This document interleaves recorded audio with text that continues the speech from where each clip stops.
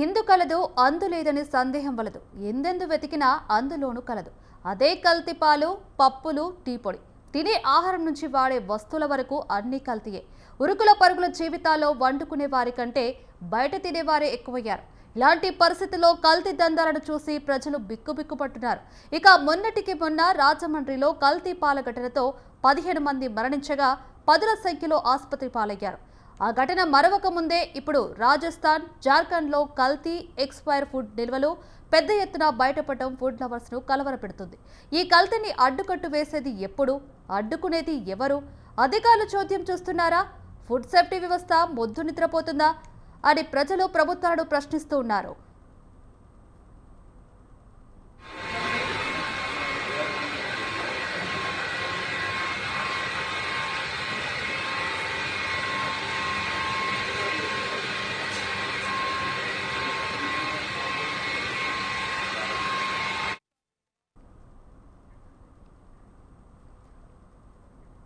రాజస్థాన్, జార్ఖండ్లో కల్తీ, గడువు ముగిసిన ఆహారంపై ఆహార భద్రతా అధికారులు చర్యలను ముమ్మరం చేశారు.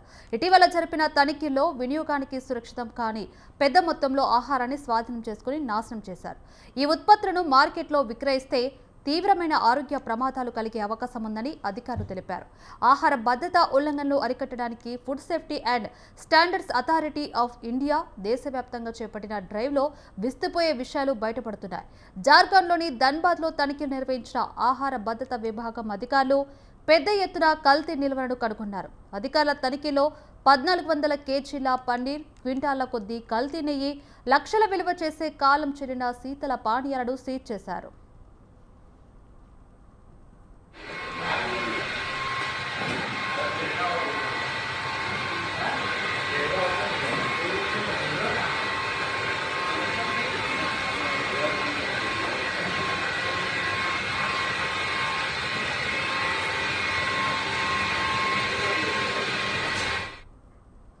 మార్చి 14న జైపూర్లో FSSAI ఇన్స్టాగ్రామ్లో ఓ వీడియో షేర్ చేసింది.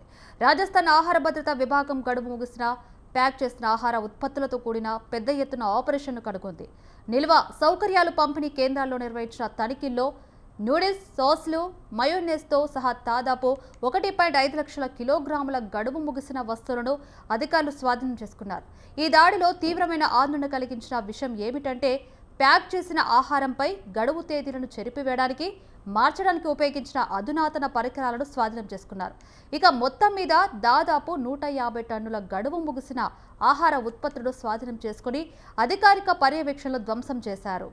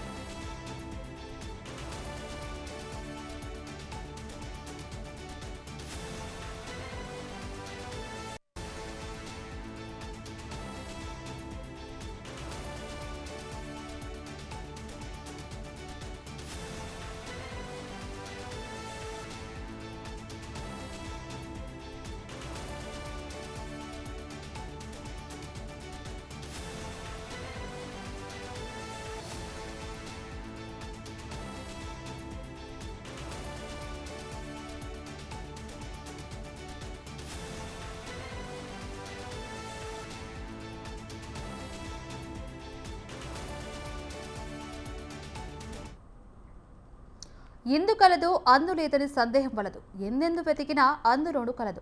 అదే కల్తీ, అదే పాలు, పప్పులు, టీ పొడి. తినే ఆహారం నుంచి వాడే వస్తువుల వరకు అన్నీ కల్తీయే. ఉరుకుల పరుగుల జీవితాల్లో వండుకునే వారి కంటే బయట తినే వారే ఎక్కువైపోయారు. ఇదే అంశానికి సంబంధించి మరిన్ని అప్డేట్స్ ఫోన్ ద్వారా సూర్యప్రకాష్ అందిస్తారు. సూర్యప్రకాష్, జీవితాల్లో వండుకునే వారి కంటే బయట తినే వారే ఎక్కువైనట్టుగా తెలుస్తుంది. అయితే తెలుగు రాష్ట్రాలను కొనసాగుతున్న కల్తీ దందా ఎలా ఉంది? లావణ్య, దేశవ్యాప్తంగా కూడా ఈ కల్తీ చేస్తూ ఈ ఆహారాలన్నింటిని కూడా అమ్మకాలు చేస్తున్న పరిస్థితి కనిపిస్తుంది. ఎక్కడికక్కడ అంటే దాదాపు ఇళ్లలో వంటలు కాస్త ఇప్పుడంతా కూడా రోడ్డుపైకి వచ్చి వాళ్ళంతా కూడా రోడ్డుపై ఆహారాలను తీసుకునే పరిస్థితి ఉండడంతో దాన్ని ఈ కల్తీ ఎవరైతే చేస్తున్నారో వాళ్ళంతా కూడా స్వాహా చేసేందుకు కల్తీ చేస్తూ ఈ ఆహారాన్ని మొత్తాన్ని కూడా కల్తీ చేసి వాళ్ళకి అమ్మకాన్ని చేస్తూ దాదాపు అత్యధికంగా డబ్బునైతే కాజేస్తున్నారు. వాళ్ళ డబ్బును కాజేస్తూ ప్రజల నుండి డబ్బును కాజేస్తూ అదే సమయంలో మెడికల్ కి సంబంధించి అనారోగ్యం పాలయ్యేందుకు కూడా వాళ్ళు గురి చేయడంతో దాదాపు ఎక్కడికక్కడ దేశవ్యాప్తంగా కూడా ఈ కల్తీ కేటుగాలు అయితే అత్యధికంగా పెరిగిపోతున్న పరిస్థితి ఉంది. ప్రధానంగా ఆహార పదార్థాల్లో నుండి అలానే మనం వాడుకునే నిత్యావసర సరుకులతో పాటు అలానే బేసిక్ నిత్యావసరాలుగా మనం వాడుకునే ఫోన్స్ కానీ ఈ ఐప్యాడ్స్ కావచ్చు, అలానే బ్లూటూత్స్ కానీ ఇలా ఏ వస్తువులు సరే ఏది వాడినా సరే అన్నింటిలో కూడా కల్తీ జరుగుతుంది. మనం పవర్ బ్యాంక్ ఏదైతే తీసుకుంటాం ఆ పవర్ బ్యాంక్ లోపల కూడా వాళ్ళు ఒక బ్యాటరీస్ ని పెట్టేసి దాన్ని పవర్ బ్యాంక్ కూడా చూపిస్తున్న పరిస్థితి ఉంది. దానితో పాటు అలానే ఫుడ్ ప్రధానంగా, ఎందుకంటే ఇంట్లో కాస్త ఇప్పుడు ఉన్న వర్క్ టెన్షన్స్ కి కావచ్చు, అలానే టైం షెడ్యూల్స్ కావచ్చు, ఎవరు కూడా బయట తినుకొని అక్కడ నుండి అలా ఆఫీస్కి వెళ్ళడం లేదా వారి పనులు చూసుకోవడానికి చూసే ప్రయత్నం చేస్తున్నారు. అలానే స్విగ్గీ, జొమాటో లాంటి ఈ హోమ్ డెలివరీ సర్వీసెస్ రావడంతో అంతా కూడా ఈ రెస్టారెంట్లలో హోటల్లోని ఫుడ్ అన్నింటిని కూడా ఇంటికి తెచ్చుకొని తింటున్న పరిస్థితి ఉంది. ప్రధానంగా తనిఖీలు కూడా చేస్తూ ఆ తనిఖీలు కూడా ఈ ఫుడ్ సేఫ్టీ అధికారులు అయితే తనిఖీలు చేస్తుంటే ఎక్కడెక్కడ అన్ని కల్తీయే. పాలు కావచ్చు, పాలు, కనీసం తాగే వాటర్ కావచ్చు, పన్నీరు, నెయ్యి, ఇలా ప్రతిదీ ఎక్కడ చూసినా సరే కల్తీ జరగడం. అలానే కూల్ డ్రింక్స్ సైతం కూడా కల్తీ చేస్తూ కూడా ప్రజల ఆరోగ్యాలను అయితే ఇబ్బంది పడుతుంది. అదే దేశంలోనే కాకుండా అలానే మన తెలుగు రాష్ట్రాల్లో తెలంగాణ కావచ్చు, ఆంధ్రప్రదేశ్ కావచ్చు, 2 రాష్ట్రాల్లో కూడాను ఎక్కడికక్కడైతే ఈ కల్తీ దందా అయితే అత్యధికంగా పెరిగిపోతున్న పరిస్థితి ఉంది. రాజమండ్రిలో అయితే ఈ కల్తీ పాల ఘటన వల్ల అయితే 15 మంది ఎప్పటికే మృతి చెందడం, హైదరాబాద్ లో కావచ్చు, విశాఖపట్నం కానీ, విజయవాడ కానీ, తిరుపతి కానీ ఇలా ప్రధాన హోటల్లో సైతం కూడా ఈ కల్తీ కేటుగాలు అత్యధికంగా అయిపోతూ కూడా ఇబ్బందులకు గురి చేస్తున్నారు. ప్రజల యొక్క ఆరోగ్యాలతో అయితే ఆడుకుంటున్నారని అయితే పలు ఆరోపణలు అయితే కనిపిస్తున్నాయి. లావణ్య. సూర్యప్రకాష్, ఇదే అంటే రెస్టారెంట్లు, హోటల్లో విస్తృత తనిఖీలు చేసిన నేపథ్యంలో కూడా కల్తీ దందాలు కేటుగాలు రెచ్చిపోతున్నట్టుగా తెలుస్తుంది. ఏ ప్రాంతాల్లో తనిఖీలు జరుగుతున్నాయి? దాదాపు కల్తీ అక్కడ ఇక్కడ అనే తేడా ఎక్కడా లేదు. బిగ్ రెస్టారెంట్స్, 7 స్టార్ రెస్టారెంట్స్ కావచ్చు, 5 స్టార్ రెస్టారెంట్ల నుండి రోడ్డు పైన అమ్మే పానీపూరి వరకు కూడా ఎక్కడికక్కడ ఈ కల్తీని అయితే పూర్తిగా కల్తీ చేస్తూనే ఉన్నారు. ఏదైతే ఆ పిండిలు తయారు చేస్తారో ఆ పిండిలు కానీ, లేదా పన్నీర్ తయారు చేసే చోట కానీ, పాలు, పిల్లలకి అందించే పాలు సైతం కూడా వీళ్ళందరినీ కూడా కల్తీ చేస్తున్నారు.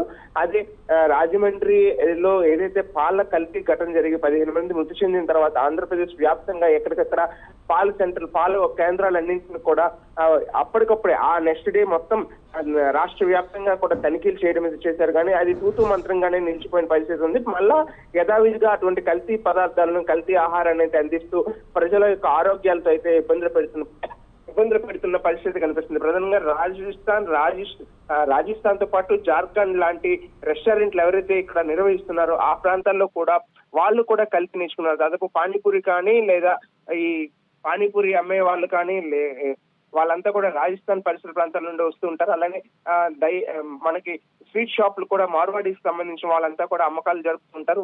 వాళ్ళు కూడా ఈ కల్తీ దందానికి టేస్టెస్ ఫుడ్ ఇచ్చే వాళ్ళు కూడా ఇప్పుడు ప్రస్తుతం కల్తీ చేయడంతో వారి యొక్క వ్యాపారాన్ని వృద్ధి చేసుకునే ప్రయత్నం చేయడంతో అయితే పూర్తిగా అన్ని చోట్ల కూడా ఈ కల్తీ కావడంతో ప్రజల యొక్క ఆరోగ్యం అయితే పూర్తిగా ఇబ్బందులకు గురవుతున్న పరిస్థితి ఉంది. ఇక్కడ తిన్న ఆహారానికి పెట్టే ఖర్చు ఒక ఎత్తైతే దాన్ని మరింత డ్యూయల్ కాన్సెప్ట్ లో తీసుకెళ్లి మళ్ళా మెడికల్ పెట్టేటప్పుడు కూడా అక్కడ కూడా కల్తీ జరగడం, ఆ మెడిసిన్స్ లో కూడా పలు కల్తీలు ఉండడం, అలానే వాళ్ళు ఇచ్చే మెడిసిన్స్ కూడా అత్యధికమైన ధరలు కూడా వసూలు చేయడంతో ప్రజల యొక్క జీవన విధానం మొత్తం కూడా ఈ కల్తీ కారణంగా ఇబ్బందులు ఎదుర్కొంటున్న పరిస్థితి కనిపిస్తుంది. లావణ్య. సూర్యప్రకాష్, అంటే ఇప్పుడు ఎక్కువగా సమ్మర్ కావడంతో కూల్ డ్రింక్స్ ఎక్కువ తీసుకునే అవకాశం ఉందంటాం. అయితే ఈ కూల్ డ్రింక్స్ తాగే వాళ్ళకి అంటే వీళ్ళకి ఎలాంటి చర్యలు తీసుకునే అవకాశం ఉందంటారు వీరిపై? ఎస్, ఇప్పుడు కూల్ డ్రింక్స్ అదే సమ్మర్ రావడంతో ఎక్కడికక్కడ ఈ ఎండ వేడిని తాకిని తట్టుకోలేక ప్రజలంతా కూడా రోడ్డు పైన అమ్మే సరబత్తులు కానీ, కూల్ డ్రింక్స్ కానీ, లోకల్ మేడ్స్ కానీ, మన ఇంటర్నేషనల్ మేడ్స్ ఏవైతే కోకోకోలా, ఫాంటా, థమ్స్అప్ లాంటి కూల్ డ్రింక్స్ ఉంటాయి వాటిని కూడా వీళ్ళందరూ కూడా తీసుకునే ప్రయత్నం అయితే ప్రజలంతా కూడా చేస్తుంటారు. కానీ వాటిని హోమ్ మేడ్స్ తయారు చేసే వాళ్ళైతే దాన్ని కొన్ని విషపూరిత అయిన కెమికల్స్ తో వాడిన రసాయనాలు కలిపి వాటన్నింటిని కూడా దీంట్లో ఈ కూల్ డ్రింక్స్ తయారీలో వినియోగిస్తున్న పరిస్థితి ఉండడంతో ప్రజలు ఇప్పటికే దీనికి సంబంధించి ముందస్తుగా అయితే తగు జాగ్రత్తలు తీసుకునే ప్రయత్నం అయితే చేస్తున్న పరిస్థితి కనిపిస్తుంది Lavanya. Right, thank you Suryaprakash.